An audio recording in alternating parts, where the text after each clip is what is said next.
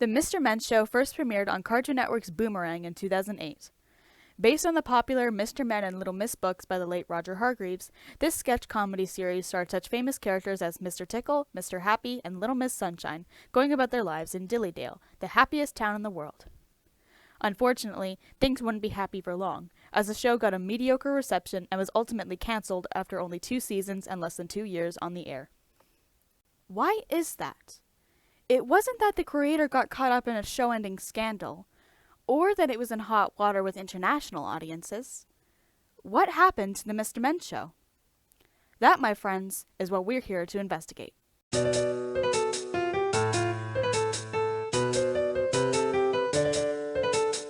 As I mentioned earlier, this show aired on Cartoon Network's Boomerang. Boomerang, as in the channel meant for older cartoons from the 60s, 70s, and 80s. People don't normally go to Boomerang for brand new cartoons. They'd go there for older cartoons, and new cartoons based on those old cartoons, for example, any new Scooby-Doo or Looney Tunes cartoons. It would make sense if Boomerang was also airing the older Mr. Men cartoons, because then this show airing there would at least be somewhat justified. Because keep in mind, the Mr. Men Show was the 4th animated series based on these books. Before it were 2 series of animated adaptations of the books, one starring the Mr. Men in the 70s, the other starring the Little Misses in the 80s, as well as a full-on series of mini-episodes in the late 90s. Not to mention it suffered from something TV Tropes refers to as the Friday night death slot, which is basically a show being moved to a time period where it's highly unlikely people will be watching it. Big shock coming from Cartoon Network, I know. This show tended to air early in the mornings and in the afternoon, aka time periods when most of the target audience was either asleep or at school. It's almost as if they were setting the show up for failure on purpose. And you know what the scariest thing is? Cartoon Network still hasn't learned their lesson about this. Today, they're doing roughly the same thing to Care Bears Unlock the Magic, airing it on Boomerang without also airing the classic shows and giving it crap airtime. As of the recording of this audio, which is May 29th, 2021, Care Bears Unlock the Magic is still running, but I wouldn't be surprised if it ended in the near future, especially considering that the previous 2 Care Bears tunes also flopped.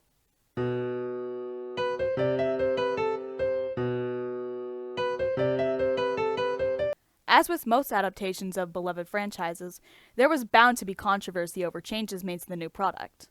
It's inevitable. Some fans just don't like change. Admittedly, I'm the same. I remember as a little kid being upset when they changed Strawberry Shortcake to the new 2009 look. As a result, I never really got into Berry Bitty Adventures. But I digress. One thing that most fans were in flames about were the character designs. A lot of characters had their looks changed for this show, with characters like Mr. Lazy and Mr. Nosy getting the most drastic updates. The big debate was, were these changes necessary? Personally, I tend to gravitate more towards the show's designs because I'm more used to them, and because I think they're more unique than the books.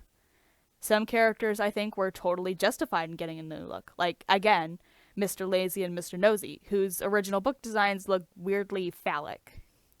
Other than that, there's Miss Helpful and Miss Whoops, whose redesigns were necessary to keep them from getting mixed up with Miss Chatterbox and Mr. Bump. Additionally, there was the shift from morality tales to sketch comedy. Again, I prefer the show in this case because I think it's more unique. If I wanted morality tales, I'd just read the book, or watch literally any adaptation of this series ever. I think the producers noticed that fans of the books weren't satisfied, so they tried to throw him a bone in the second season by changing Mr. Fussy, or Mr. Pernickety if you will, to be more like his book counterpart, and adding 6 new characters from the books. However, this was not enough to save the show, as its second season was its last.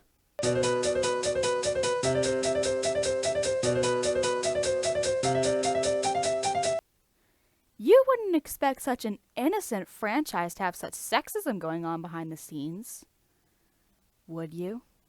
By now I think we all know that Cartoon Network is kind of a boys' club.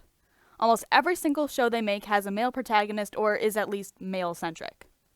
What do women have? We have Powerpuff Girls, DC Superhero Girls, Steven Universe, which that still has a male protagonist, by the way, and maybe Unikitty. I don't know, I didn't really watch Unikitty, so I can't say for sure. Anyway, So in 2008, when everything on the network was already aimed at boys, they still felt the need to make the show more boy-centric, thus leading to the removal of Little Miss Fickle, the Little Miss Twins, and a new character called Miss Fabulous.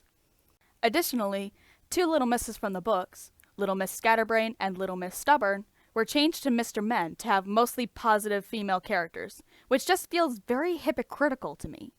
The character who will go to the ends of the earth just to know the truth, and the character who is sometimes mixed up? Oh no, we can't have those. Such terrible representations of women. But four characters whose entire personality basically boils down to they fuck everything up? Perfect! Throw them in! Additionally, because of the way the female characters are written, okay, I'm taking over for a second because this really pisses me off. As a trans dude, I've lived both experiences. Growing up, I barely had any characters I could relate to because every damn character in anything I happened to like was a dude. The only shows with good female characters were all in girly stuff that I didn't like as a self-proclaimed tomboy. Look at where I am now. I've noticed now that I'm male that there's a lot more characters I can relate to and identify with because, well, they're dudes, like me. If I'd watched the Mr. Men show as a kid, which I didn't, I don't think I would have liked it because, well, I wouldn't be able to identify with a lot of the female characters. To find out as a young girl that two female characters were made male just because they didn't want girls to show negative traits, I would have been crushed. I'm still crushed about it.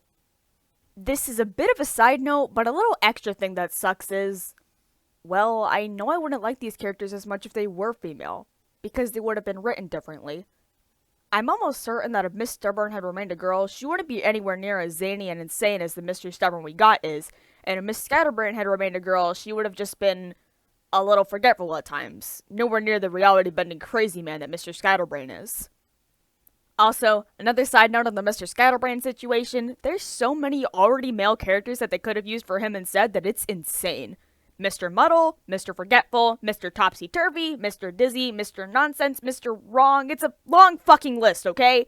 They had all these dudes, yet they had to go and turn Miss Scatterbrain into a dude. For no reason aside from, ugh, females can't express negative emotions. No siree. Women aren't people. They're just perfect little flowers who never do anything wrong. God, this makes me fucking mad. Okay, handing it back to Korri now. Ah! Okay, it's just, Cartoon Network just doesn't care about catering to anyone outside of young boys, and it's really disheartening. Especially considering that the Little Miss Twins were based on the author's daughters.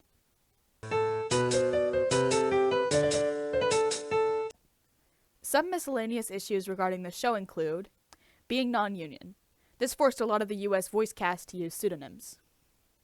The dip in quality in Season 2. This includes not focusing enough on the new characters, removing Miss Calamity, and having fewer but longer sketches. The effects of this show's failure are still being felt today. The 2010s were the first decade without a Mr. Men cartoon since the franchise began in the 70s. They're still making books, and yes, they did eventually make Little Miss Fabulous. But I think this show flopping so hard may have killed any chance it had of ever regaining a mainstream American audience. The franchise is still wildly popular in the UK, and it's been suggested that if there ever was a new Mr. Men show, it would only air there. So yeah, the Mr. Men show failed because Cartoon Network is shitty and the creators hate women. The end.